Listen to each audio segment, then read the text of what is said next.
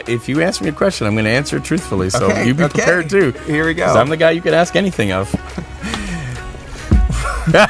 You making your own bed. What's the greatest part about being a Canadian? What? That's nothing to do with sexual immorality.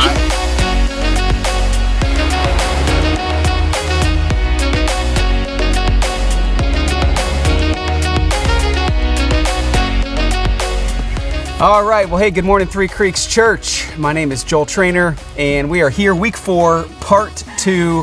I'm here with Sean Spoelstra. If you've been following our series this summer, you realize we kind of have one message from the Bible. That's part 1, and then we kind of pair it with an interview with somebody who has followed God a lot longer than I have, and we're in this process of chasing wisdom. Yeah. You have been, in the last 5 years of my life, one of the people that I've chased a lot of wisdom from. It's an honor to have Sean. He's one of our elders. Maybe I'll just kind of let you introduce yourself. I mean, the first thing, Joel, I want to just say that I appreciate you speaking into my life. Yes. For as much as you have over these 5 years. You're welcome, Sean. And then the little that I in your life. Yeah. So, I'm Sean Spoelstra. I've had the privilege of following Jesus as a born-again believer. I was saved at 9 at a Christian camp, so I'm 49. So that's 40 years that I've followed the Lord. And I have a wife of 25 years this coming September.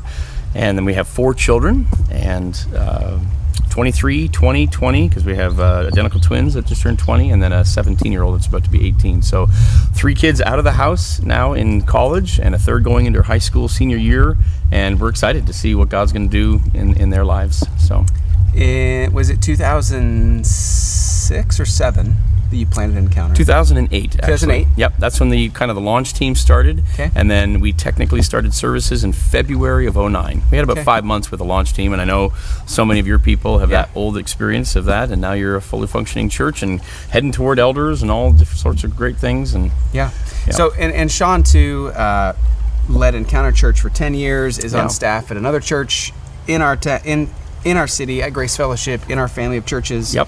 Serves as an elder at our church, and just has a lot of experience and wisdom. I get to hang out with him all the time, so you get a glimpse into that now. Hey, we're talking about sexual immorality.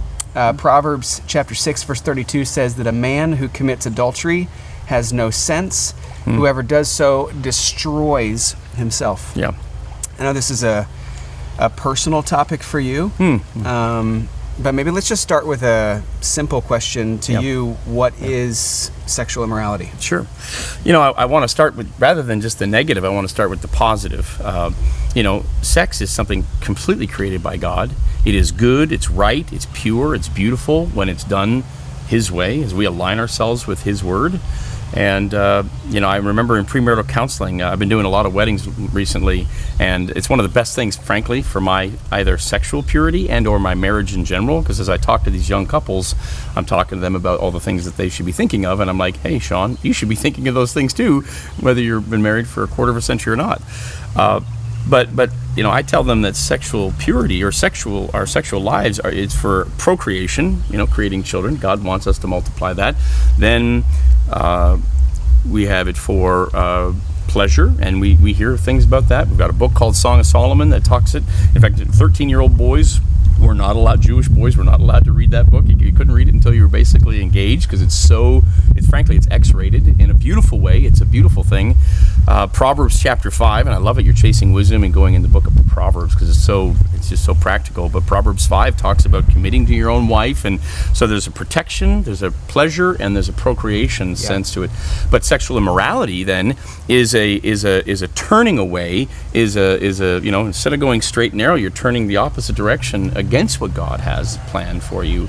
So it's a complete destruction of what could and should be when it comes to sex. It's sin. It's sin, and it's brokenness is what it is, and that's the world we live in.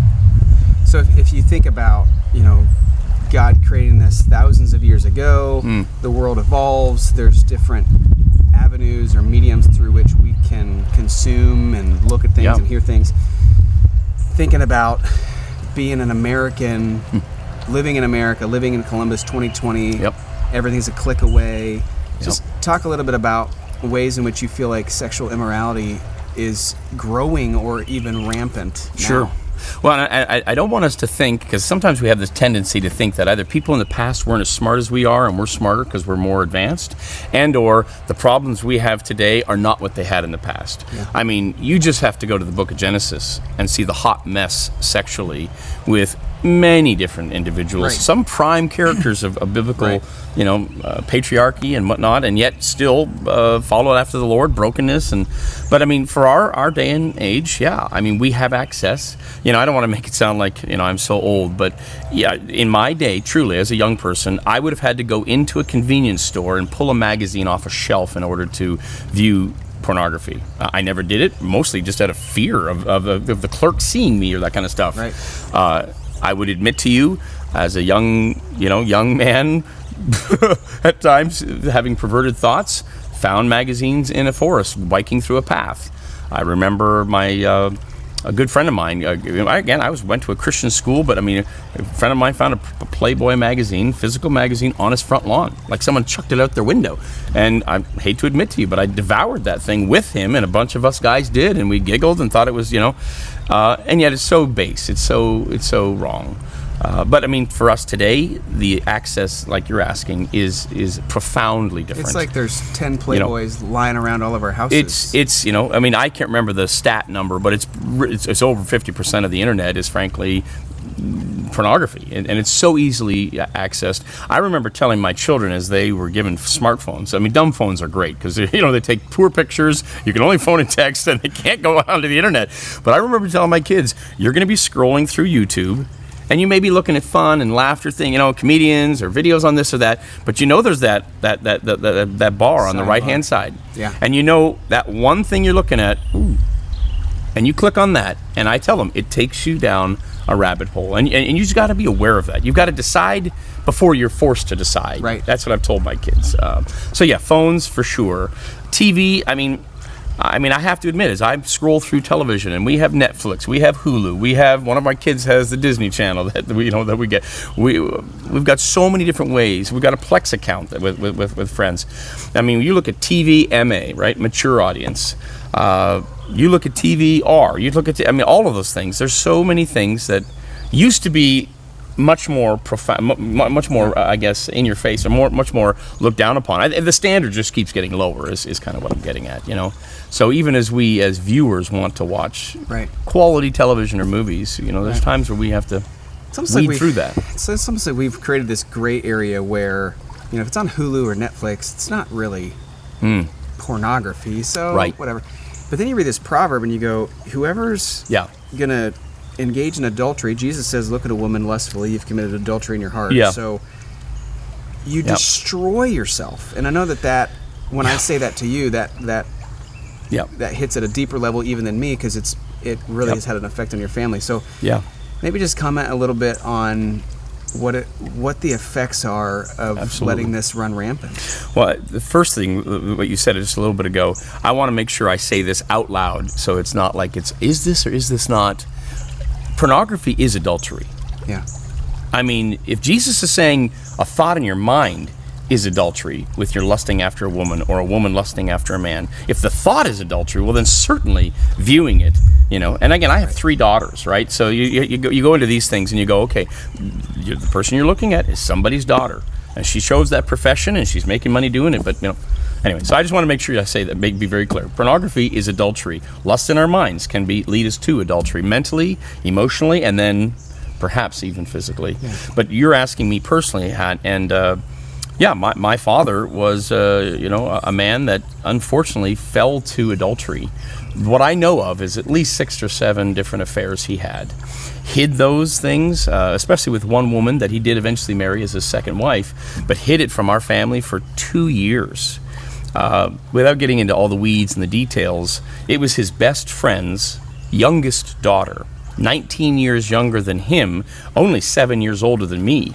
Multiple times in my dad's dating, once it came out, engagement and marriage, multiple times people thought she was my girlfriend, not my dad's fiance or then eventually wife.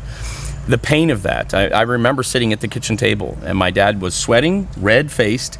My mother was wondering where he had been, and I remember my sister and I was 12, almost 13. My sister was almost 10, And my mom said, "Stuart, where were you?" And he said, "I can't take it anymore." I mean, these 2 years of illicit sex, illicit relationship behind people's backs. I'm sure some maybe very close friends of his knew or had a suspicion. But he said, "I cannot take it anymore. The pressure is too much." And I've been seeing someone. And my mom, again, a woman doesn't want to believe this, or a man doesn't want to believe it if it's a woman having the affair. But my mother said, "Is it Deb?" And it was Deb. It's one of these kind of suspicions in the back of your mind as a wife or as, called them out. And then at that point, everything changed. Yeah. And forgiveness is still something that's possible. Reconciliation is something we always hope and believe in as believers, right? We're supposed to be professional forgivers. I credit my mother for taking my dad back 3 different times over the course of 12 months. But he kept going back to that same person. And and there was some other unhealthy things in my parents' marriage, but nothing that counseling and or work on both ends wouldn't fix. Yeah. And especially pressing into the relationship with the Lord. I would tell you then, my parents weren't born again believers, but because of that happening, they became that. They knelt, especially my mother early on, and then my father years and years later, truly knelt their lives in lordship to Christ. But it was very painful. I would say even now, it's other than a miscarriage Melissa and I had back in 1998, that divorce of my parents has probably left the most indelible mark on my life and the most pain. And yet, before you ask the follow-up question, I'll just answer it. God has used it in some great ways. Yeah. It allows me to step into people's lives and to understand and not just say I sympathize with you, but I can empathize because of the pain. Yeah. And if anything has been a signboard in my life, don't sleep with another man's wife. Don't follow after. Don't let your emotions go after another. It's been my father's decades. He passed away. I love my father. He was a born-again believer, but he passed away 4 years ago in April. I have dreamed of many more years with him and seeking after the Lord and having great times. But in the end, he realized as well. He wished he had stayed with my mother. He had that second wife divorced him. He ended up having a third wife, and it's then that he passed away. So, but it has been the greatest warning signal for me to not do it because of the pain. Who's going to walk you down the aisle? Who's coming to your graduation? Who's. Yeah. The proverb obviously rings true for it does. you. It's tested and true for sure. I don't know if I told you I was going to ask this one, but if somebody's watching right now, or listening right now, and their heart's like beating a little faster, because they've got secrets, they made a mistake, they don't know what to do. Yes. Maybe just speak for a minute to that person who might be wondering what they should do. I can remember, and I guess you're going to have him on here soon, on one of these interviews, Rick Newsom. I remember him telling me, he's one of my mentors, I remember him telling me years ago, telling other people the sin you have in your life, is not good for your reputation, but it's good for the soul, right? It's good for the soul, it's bad for the reputation. And ultimately, sin has to come to the light. Yeah. When Christ comes into our life, he sheds light on to the darkness of who we are. We're born into sin, in a sense. We're born into darkness, and he reveals that. And it's a good thing, but it's very painful. So if someone is like you're describing, I would say, who do you trust? Who do you allow to speak into your life, into your soul, that you could go and talk to? Yeah. It's not something you're going to post on Facebook. It's not, that's a platform where there's so many good things that people, only see the good side of their lives. Right. But who do you have as a trusted friend that you could go to? Or one of the pastors in your church. Maybe it's a very close family member that you can say, I've erred. I've made a mistake. And I know it's going to be a difficult path to make things right, but making things right is right. And I would say this, whether it's what followers of Jesus Christ, people we see in the public eye, in the political realm, whatever it is, people view you, treat you, and respect or disrespect you based on the sin you have in your life. If you sin, because we all sin, but if you sin and you bring it to the light, you're transparent about it, as opposed to getting caught like my father. It's a whole different scenario. It's a whole different scenario. Yeah. People will accept you. People will understand. It still will be a difficult pathway, but if you get caught with something on your laptop, if you get caught going to another town having a meal and someone's there from your church and they see it, and all of a sudden now this thing, people will respect you more. And it's frankly more honorable for us as followers of Christ to bring our sin to the light, to those we trust especially. Keep it as small as possible, and then maybe then it needs to grow. But those parties involved, they need to be informed. It's hard, though. I remember just shifting, I feel like we could talk about this topic for a whole 10 conversations like this, but for sure. Maybe speak into to this one. I remember being at your house a month ago, maybe, and hanging out with your twin daughters. Yeah. Boys, they're neither of them are married, so they're being chased. They are. And I just remember looking at you, thinking to myself, I have 100 questions about how to guard my children and their minds from. I don't even want to know what's going on in high school yet, because it just scares me. It ain't good. At Three Creeks, we've had like 95 babies born during the quarantine. So hey, that's the procreation. You're filling the planet with followers of Jesus or potential followers. So if I look at the next 20 years, Sean, and I look and go, man, I want to raise my children to be sexually pure in the eyes of the Lord.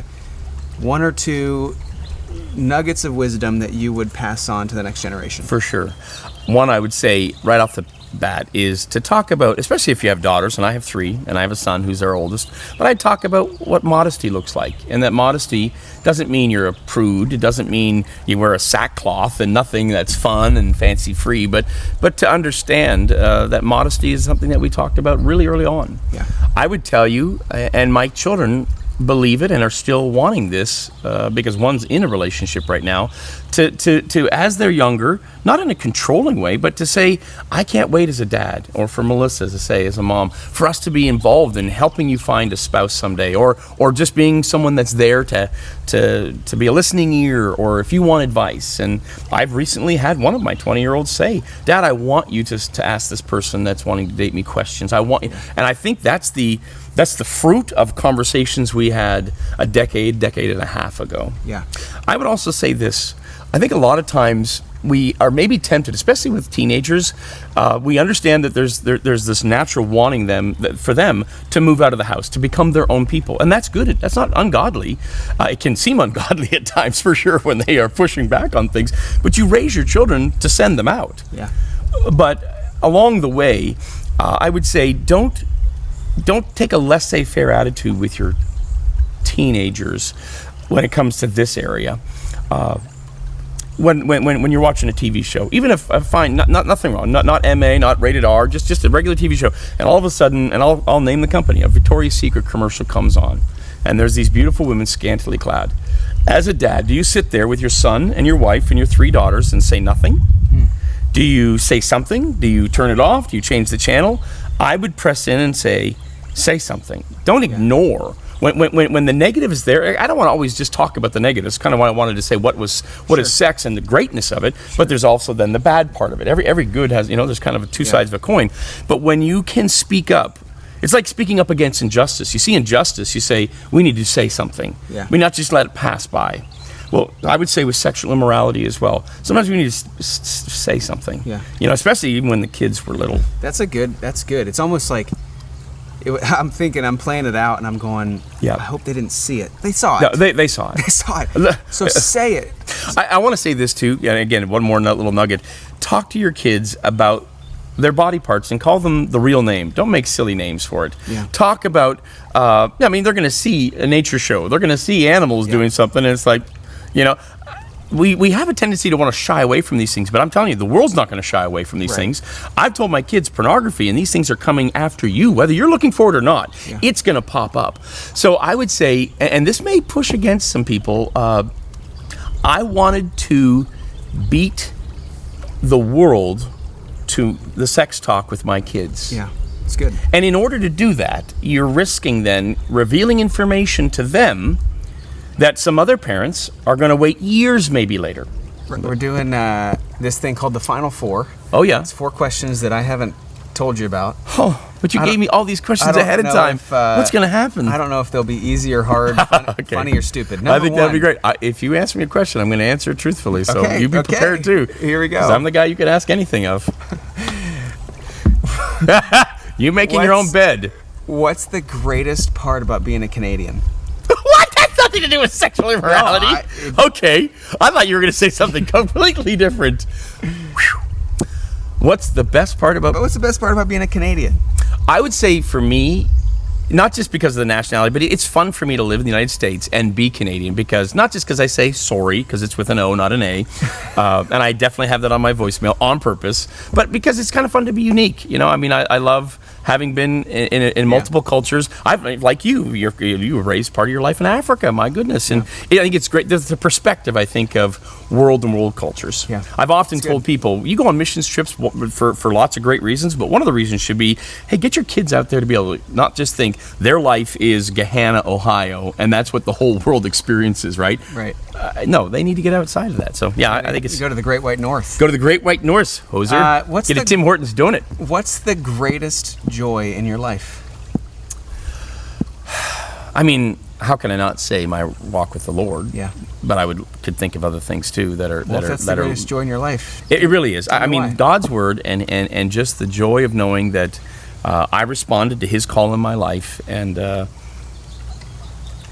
haven't been asked that question like that in a long time, Joel. But it really is the joy of knowing that this world, that all the difficulties we have, will pass away.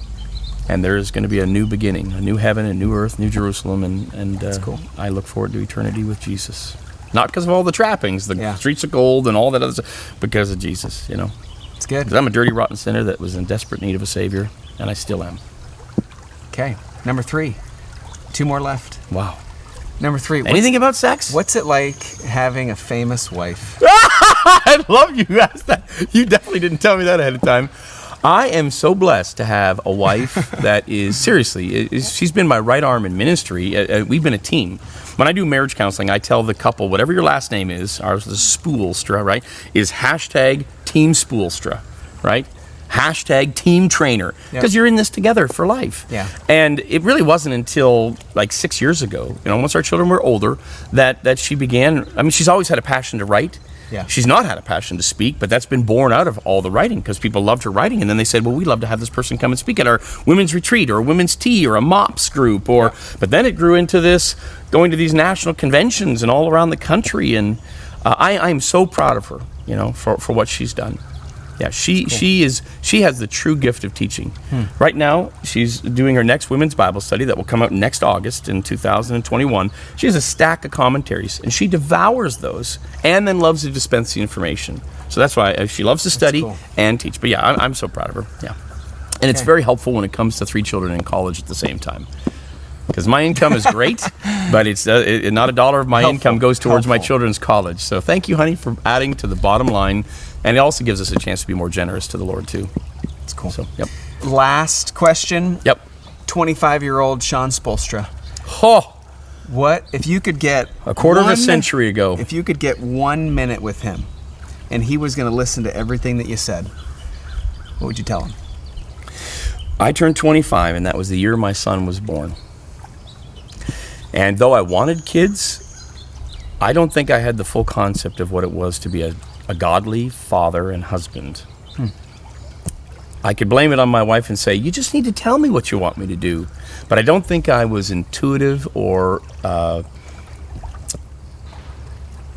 servant leader enough in that sense of really wanting to press in and help with our kids. She did, and was natural for her to do stuff. But our first year of marriage, we got pregnant 5 months into marriage. And so 14 months into marriage, we had a child out of the womb, right? So our first year was phenomenal. Our second year was probably our hardest year of marriage. We both say that. Because, one, I kind of lost that person in my life because she was concentrating so much on Zach. And I think I would have said, hey, read some books, dude. Ask your wife, what can I do? Don't just think you know what you're doing, I think that's what happens to us. We get into our teens and we think we know it all. Then we begin to realize we don't, and our parents are smarter than we realize. But then we get married and we think, well, I love this person. It's all going to work out. And, like your degrees, like your continuing education, like almost anything else in life, marriage as well is truly, and I have a phenomenal marriage, but it's hard. Yeah. I'm selfish. She's selfish. I'm a sinner. She's a sinner. We got 4 sinnerlings. I love to tell people, right? And it's like, you've got to be intentional that way too. Of how can I serve this person? Yeah. So that would have been probably the primary thing. Yeah. Doing a better job being a dad and a husband. I joke with Sean often whenever I get to introduce him as one of our elders and stuff. You kind of joked about it earlier. That's why I tried to beat you to the punch. I say something like, it's just been real fun to pour into Sean's life and see him grow. Amen. And it's so funny, and I can say it because it's so obviously the opposite. Every time I get to be with Sean, I learn, I grow, I respect him, his wife, his children, and you're another father figure to me, and I love that you're an elder of our church for a little while longer. Yep. And so I guess if anybody at Three Creeks wants to hang out with him, he's the best cup of coffee out there. So as long as it's Tim Hortons. Because he's Canadian. Double. This has been part 2 of week 4. Sean, thanks for being here. What a privilege. Thanks, bro. Or we could have gone.